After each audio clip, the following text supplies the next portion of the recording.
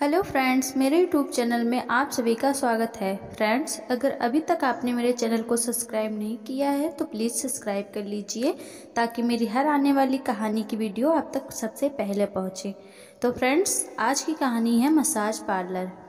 अरुण को अचानक एक रात 8-9 लड़कों ने घेर कर बुरी तरह घायल कर दिया था। उनके हाथों में तलवारें थी जिनके वार से अरुण का हाथ लगभग अपनी बांह से कट सा गया था। अरुण को अधमरा समझ वह लड़के वहां से भाग गए। अरुण उस रात देर तक सुनसान जगह पर तड़पता रहा। जैसे तैसे रोहित को फोन करके अरुण ने घटना स्थल पर बुलाया और फिर उसे अस्पताल में भर्ती कर लिया गया। उस रात घर ना पहुंचने और मोबाइल बंद होने से उसके घर वाले भी परेशान हो चुके थे। रोहित ने अरुण के कहने पर उसके घर वालों को फ़ोन किया, तब जाकर घर वालों को घटना के बारे में पता चला। करीबन 3-4 लाख रुपए खर्च करके अरुण के हाथ में नई नसें डाली गई। इस घटना के कई दिन बाद जब अरुण के घर वालों ने उससे पूछा कि बात क्या है, ये सब कैसे हुआ, तो अरुण ने कहा कि वह किसी रिया नाम की लड़की को पसंद करता है, मगर उसके 2 बच्चे हैं। यह बात सुन अरुण के पिता बोले, तुमको उससे शादी करनी है? तब अरुण ने तुरंत इनकार में सिर हिला दिया। आखिर ये रिया कौन थी? क्या रिया ने ही अरुण के ऊपर हमला करवाया? दरअसल अरुण रिया से पहली बार मसाज पार्लर में मिला था। इसके पीछे भी एक घटना है। अरुण के दोस्त जब भी मसाज करवाने पार्लर जाते तो अपना मोबाइल नंबर देने के बजाय अरुण का नंबर लिखवा आते। अरुण सीधा साधा लड़का था, इन सब चक्करों से दूर रहता था, लेकिन उसके दोस्तों ने ठान रखा था कि इसको भी एक बार मसाज पार्लर भेज के रहेंगे। किसी कारण से मसाज रिकॉर्ड खंगालते हुए रिया ने अरुण को फ़ोन लगाया। तब तक दोनों अनजान थे। अरुण बोले, जी बोलिए, मैं ही अरुण हूँ, क्या बात करनी है? तब रिया ने कहा, सर मसाज पार्लर से बात कर रही हूँ, एक बार हमारे यहाँ आकर मसाज करवा कर तो देखें, मज़ा ना आए तो पूरे पैसे वापस।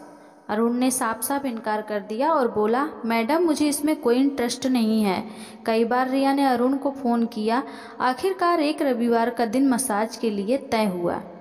अरुण ने कहा, आज रविवार है, शाम को आता हूँ। शाम होते ही रिया ने अरुण को फिर फ़ोन मिला दिया। हेलो सर, आप आए नहीं? उधर से अरुण, जी मैं 7 बजे आता हूँ। जी ठीक है। फ़ोन कट चुका था। शाम को ठीक 7 बजे अरुण मसाज पार्लर पहुँचा और डरते डरते रिया की बॉस से बात की, क्योंकि शहर में आए दिन मसाज पार्लर पर छापे पड़ते रहते थे। अय्यासी और रंडीबाजी का तहखाना था मसाज पार्लर। मोनिका, रिया की बॉस ने अरुण से कहा, आपको कोई दिक्कत नहीं होगी सर, आप 5 मिनट इंतज़ार करें, अंदर अभी कस्टमर है। कस्टमर का नाम सुनते ही अरुण के फिर से हाथ पांव फूलने लगे कि कहीं कोई जानकार न मिल जाए। 5 मिनट बाद जैसे ही कस्टमर बाहर निकला, अरुण को अंदर भेज दिया गया। अंदर जाते ही रिया बोली, आप चेंज कीजिए, मैं आती हूँ। रिया वापस आई, तब भी अरुण यूं ही बैठा रहा। रिया बोली, सर मैंने आपसे कहा था चेंज कर ले। अरुण बोला, नहीं, आप पहले कमरा अंदर से बंद करें, उसके बाद। रिया ने कहा, नहीं सर, कमरा अंदर से नहीं होगा बंद, ये हमारे यहाँ ऐसी कोई पॉलिसी नहीं है। अरुण ने कहा, तो मैं वापस चला जाऊं? रिया बोली, नहीं, चलो रहने दो, मैं कमरा बंद किए देती हूँ।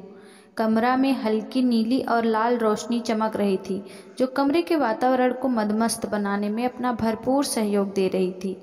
रिया ने अरुण के पैरों को सबसे पहले सहलाना शुरू किया। इतने में अरुण झिझकते हुए बोला, आपका नाम क्या है? रिया बोली, मेरा नाम रिया है। अरुण बोला, आप कोई एक्स्ट्रा चार्ज भी लेती हैं? रिया ने कहा, उसके आपको 1000 रुपये देने होंगे मुझे। अरुण के पास पूरे 1000 रुपये थे, जो 500 पहले ही दे चुका था। अरुण बोला, मेरे पास तो 500 रुपये ही हैं। थोड़ी देर की मिनटों के बाद रिया 500 रुपये में एक्स्ट्रा सर्विस देने के लिए राजी हो गई। दोनों ने अपनी अपनी तसल्ली पूरी की और फ़ोन नंबर भी आपस में एक दूसरे को दे दिए कि देर रात तक वीडियो कॉल होती व्हाट्सएप पर। अरुण अकेले में रिया के घर में उससे मिलता भी रहता था। करीब 1 साल बाद जब अरुण को यह सच पता चला कि रिया के 2 बच्चे हैं, पति बाहर रहता है, तो अरुण के होश उड़ गए। अरुण ने रिया से शादी करने के लिए भी कहा था। तब भी रिया ने नहीं बताया कि वह शादीशुदा है और उसके 2 बच्चे हैं। अरुण ने यह सब जाना और उसके बाद रिया को छोड़ दिया।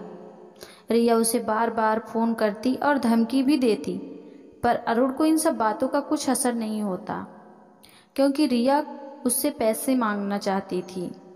कुछ दिन के बाद जब अरुण के साथ यह घटना घटी तो अरुण को लगा कि यह सब रिया ने करवाया होगा। उसे लगने लगा काश वह उससे मिला ही ना होता, काश वह मसाज पार्लर नहीं जाता तो उसके साथ इतना बड़ा हादसा नहीं होता। किसी विद्वान की बात उसके दिमाग में गूंजने लगी। जिंदगी में कई बार भूत इतना घातक होता है कि वह न केवल वर्तमान के साथ ही बल्कि भविष्य को भी अपनी चपेट में ले लेता है और व्यक्ति का जीवन अत्यंत दुखद बन जाता है, जिसे जिया नहीं सिर्फ ढोया जाता है।